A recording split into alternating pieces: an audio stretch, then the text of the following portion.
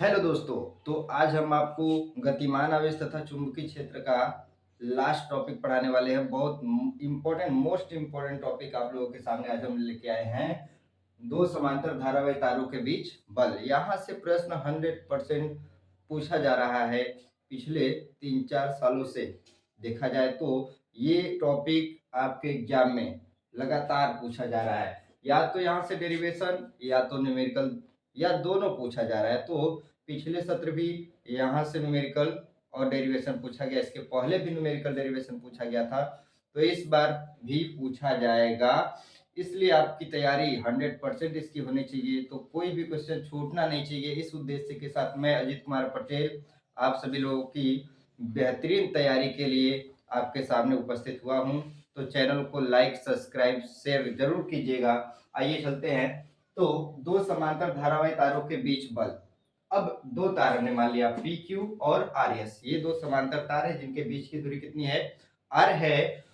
पहली तार P Q में बहने वाली धारा कितना, I1 हमने मान लिया, और वही दूसरी तार आर एस में बहने वाली धारा हमने कितना मान लिया, I2 मान लिया। तब फिगर के बारे में आप लोग अपने से लिख सकते हैं कि माना दो समांतर धारावाही चालक तार पी क्यू तथा आर एस है जिनमें बहने वाली धाराएं क्रमशः I1 तथा I2 है। हम जानते हैं जब किसी चालक तार में धारा प्रवाहित होता है तो उसके आसपास का क्षेत्र क्या होता है, चुंबकीय क्षेत्र हो जाता है। और उस चुंबकीय क्षेत्र में कोई अन्य धारावाही अगर चालक तार रखा जाएगा तो उस पर क्या लगेगा, बल लगता है। ये इतना चीज हम लिख सकते हैं, ठीक है। फिर से समझिए, आपको लिखना क्या है कि जब किसी धारावाही चालक तार, जब कोई चालक तार, जब किसी चालक तार में धारा प्रवाहित की जाती है तब उसके आसपास का क्षेत्र चुंबकीय क्षेत्र हो जाता है। उस चुंबकीय क्षेत्र में कोई अन्य धारावाही चालक तार आने पर उस पर बल लगता है। अब हम लोग मान लिए कि माना पी क्यू तथा आर एस दो समांतर धारावाही चालक तार है जिनके बीच की दूरी कितनी है, स्मॉल आर है। इनमें बहने वाली धाराएं क्रमशः I1 तथा I2 है। तब तार PQ में बहने वाली धारा I1 के कारण उत्पन्न चुंबकीय क्षेत्र का मान हम दूसरे तार के किसी बिंदु पर निकाल लेते हैं। चलिए दूसरे तार के यहाँ पे एक बिंदु मान लेते हैं, बिंदु C। इस बिंदु C पर चुंबकीय क्षेत्र हम निकालते हैं। बिंदु C पर क्या निकाल लेते हैं, चुंबकीय क्षेत्र। तो धारावाही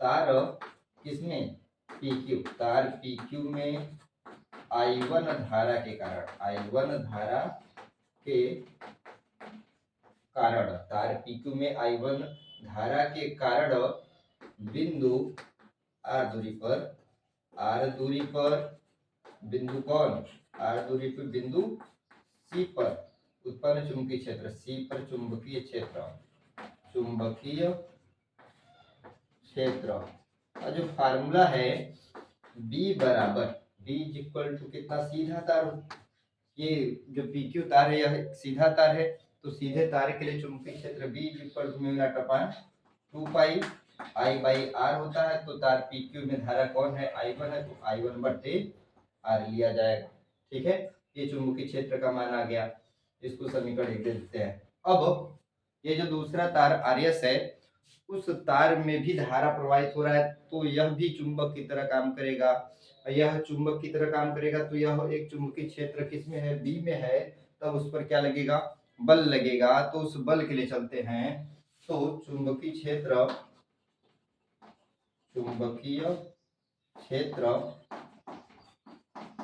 बी के कारण, बी के कारण धारावाही तार, धारावाही तार कौन, धारावाही तार आरएस में धारा I2 में धारा I2 के कारण लगने वाला बल, लगने वाला बल, लगने वाला बल F बराबर IL/B साइन थीटा होता है, ठीक है ना। हम मान लेते हैं कि आरएस तार की लंबाई कितनी है, L है, और उसमें बहने वाली धारा कितना हमने माना है, I2 माना है। तो I2 L/B साइन थीटा, यहाँ पे थीटा का मान इस बिंदु पर अगर देखा जाए, इस तार के कारण चुंबकीय क्षेत्र ये हो जाएगा, इस पे थीटा का मान कितना 90 डिग्री। तो ये थीटा का मान 90 डिग्री हो जाएगा। तो यहाँ से F इज इक्वल टू, इधर चलते हैं, तो F इज इक्वल टू कितना, I2 L B sine 90 degree. Sine 90 degree का मान कितना, 1 हो जाएगा। तो F is equal to I2 L B sine 90 का मान कितना, 1 हो गया। ठीक है, अब इसको समीकरण 2 मान लेते हैं। समीकरण 1 और 2 से समीकरण 1 का मान समीकरण 2 में क्या करते हैं, रख देते हैं। समीकरण 1 और 2 से मान रखते हैं। तो F is equal to I2 L into B का मान कितना है, तो mu naught upon 2 pi I1 बटे कितना, R है। ठीक है, इसी को इस प्रकार से लिख लेते हैं। तो mu naught upon 2 pi I1, यहाँ पे I1 यहाँ पे I2 दोनों एक साथ कर लेते हैं। I1 I2 बटे R और यल बचा तो इंटू यल। ये फार्मूला हो गया एकांक लंबाई के लिए। ये दोनों धारावाही चालक तार के कारण लगने वाला बल है। ठीक है, यदि एकांक लंबाई की बात की जाए, एकांक लंबाई के लिए, एकांक लंबाई के लिए, जब एकांक लंबाई के लिए कहेगा तब यल बराबर कितना रखेंगे, 1 मीटर रख देंगे।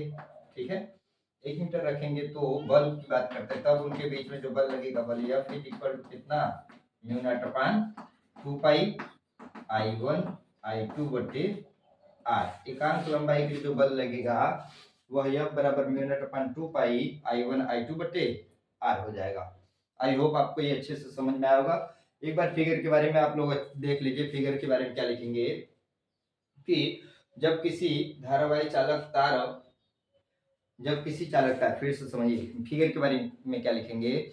जब किसी तार में विद्युत धारा प्रवाहित की जाती है तब उसके कारण उसके आसपास का क्षेत्र चुंबकीय क्षेत्र हो जाता है, और उस चुंबकीय क्षेत्र में कोई अन्य धारावाही चालक तार आने पर उस पर बल लगता है। अब इसके बाद हम कहेंगे क्या कि माना दो समांतर धारावाही चालक तार PQ तथा RS है, जिनके बीच की दूरी कितनी, स्मॉल r है, जिनमें बहने वाली धाराएं क्रमशः I1 तथा I2 है। ठीक है, हमें इनके बीच में लगने वाले बल का मान ज्ञात करना है। तो उसके बाद हम कहेंगे, हम जानते हैं कि सीधे समांतर धारावाही तार के कारण चुंबकीय क्षेत्र का मान जो होता है वह mu naught upon 2 pi I बटे R होता है। तो हम यहाँ से चलेंगे क्या, तार PQ में I1 धारा के कारण R दूरी पर बिंदु C हमने माना है, R दूरी पर, इस पर बिंदु C पर चुंबकीय क्षेत्र B is equal to mu naught upon 2 पाई।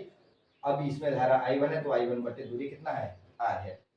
चुंबकीय क्षेत्र B के कारण, ये जो चुंबकीय क्षेत्र B है वह चुंबकीय क्षेत्र B के कारण यह जो धारावाही तार है, इस तार पर क्या लगेगा, बल लगेगा। तो उस तार पर जिसमें कि I2 धारा बह रही है उस पर लगने वाला बल F बराबर I LB साइन थीटा से I2 LB साइन थीटा। तो यहाँ से थीटा का मान 90 अंश है, तो साइन 90 का मान 1 हो जाएगा। तो मिलेगा F बराबर I2 LB। अब हमने क्या किया है, B का मान समीकरण 1 से इसमें रख दिए हैं। तो mu naught upon 2 pi I1 बटे R। ठीक है, इसको सिस्टमेटिक कर दिए हैं। तो म्यू नॉट अपॉन 2 पाई को पहले कर दिया, I1 I2 को एक साथ ले लिया, I1 I2 बटे R है, और इसके बाद L बचा इंटू L। यदि तार की लंबाई कितना हो, 1 मीटर हो, जब तार की लंबाई 1 मीटर कहेगा तो L का मान कितना कर देंगे, 1 कर देंगे। तो लगने वाला बल F is equal to mu naught upon 2 pi I1 I2 बटे R। समझ में आया? ठीक।